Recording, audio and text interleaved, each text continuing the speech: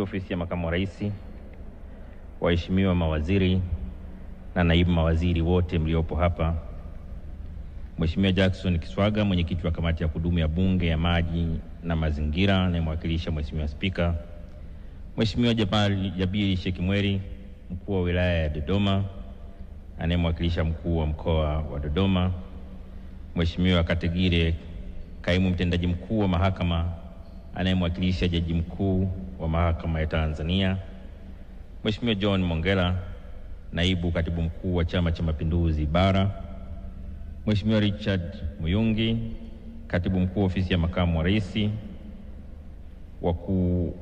wawakilishi wa wakuu wa vyombo vya ulinzi na usalama, waheshimiwa mabalozi na wawakilishi wa mashirika ya kimataifa wakiongozwa na Bi Clara Makenya, mwakilishi mkazi wa shirika la Umoja wa Mataifa linaloshughulikia mazingira, waheshimiwa wabunge na wawakilishi, waheshimiwa wakuu wa wilaya mliopo, wakuu wa taasisi za umma na sekta binafsi mliopo, viongozi wa dini, wazee wa mila, wanahabari, vikundi vya burudani na hamasa, wananchi wa Dodoma na mikoa ya jirani, mabibi na mabwana.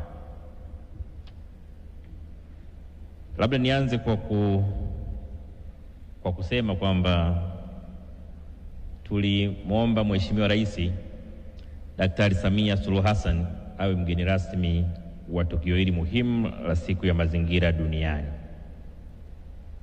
Na nilipokaa na Mheshimiwa waziri, naibu mawaziri na viongozi wengine waandamizi wa wizara yangu ofisini kwangu pale, tukajua ratiba za rais ni ngumu kidogo, na tulisema kwa uzito wa shughuli hii tungetaka sana Mheshimiwa Rais ashiriki yeye mwenyewe kama mgeni rasmi.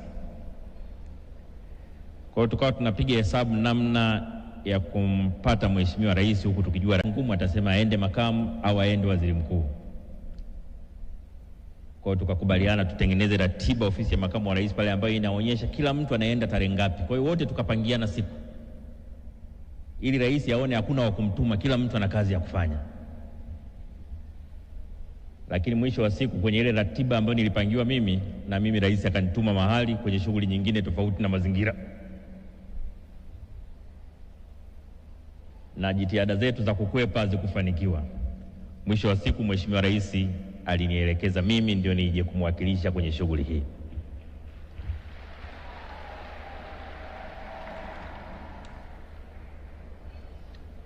Lakini tulipojenga hoja ya uzito wa shughuli, Mheshimiwa Rais hakuishia hapo.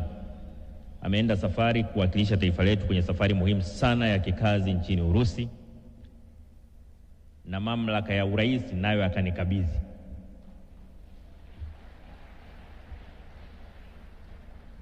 Kwa hiyo bado ameipa heshima kubwa ofisi yangu, lakini pia ameipa heshima kubwa siku ya mazingira. Tunamshukuru sana Mheshimiwa Rais kwa jambo hili.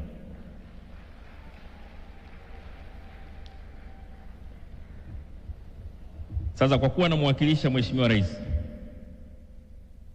nitajitahidi kuongea kirais. Nitaisoma hotuba yake kama ilivyo.